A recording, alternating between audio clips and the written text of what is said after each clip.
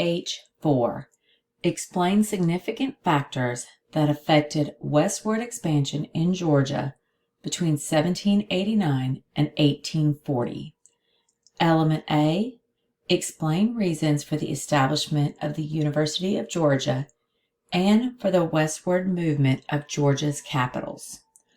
Learning target, I will explain the westward movement of Georgia's capitals and why UGA was established. The University of Georgia was first approved in 1785.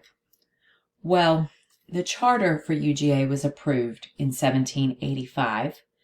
Classes weren't actually held until 16 years later. Abraham Baldwin, you know, the guy from Georgia that signed the U.S. Constitution? Well, he wrote the charter to create UGA.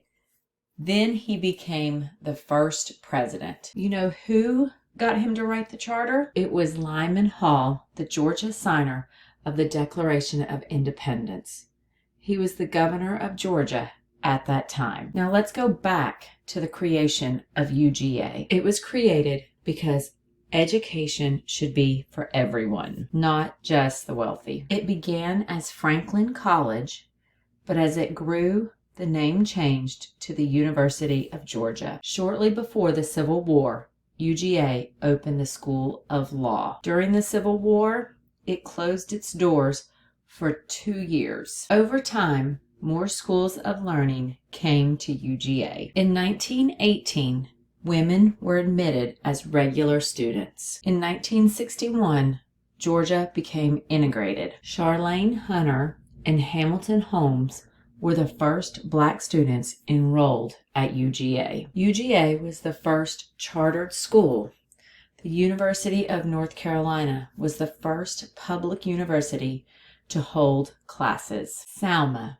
Have you heard of it? SALMA is the 5 Georgia capitals. S is for Savannah, A is for Augusta, L is for Louisville, M is for Milledgeville, A is for Atlanta. Savannah, it was the colonial capital. It was the capital where the royal governor, legislative assembly, and the courts were located. Our first state constitution in 1777 said it was where the legislature should meet. Over time, it moved to Augusta. The advancing British military pushed the Patriots to move the capital to Augusta. The capital would rotate back and forth between Savannah and Augusta. Then many felt that the capital in Augusta was too far from the population. They felt the capital needed to be in a more central location. The more central location was Louisville. Louisville was named after King Louis XXVI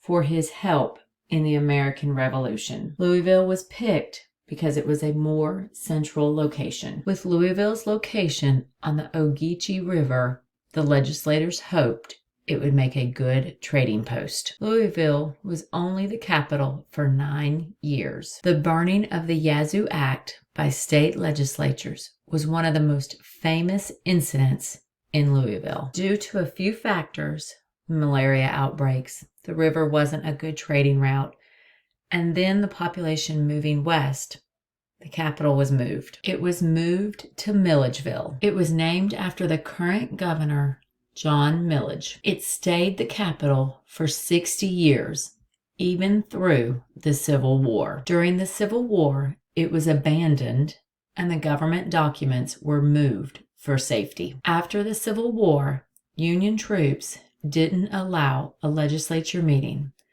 Once the new state constitution was written, the state legislature met in Milledgeville. Our final and current state capital is Atlanta. Population moved westward, so did the capital. Western and Atlantic Railroad led to the development of the town of Terminus, which was later renamed Marthasville after former Governor Wilson Lumpkin's daughter, Martha. The residents said, no way.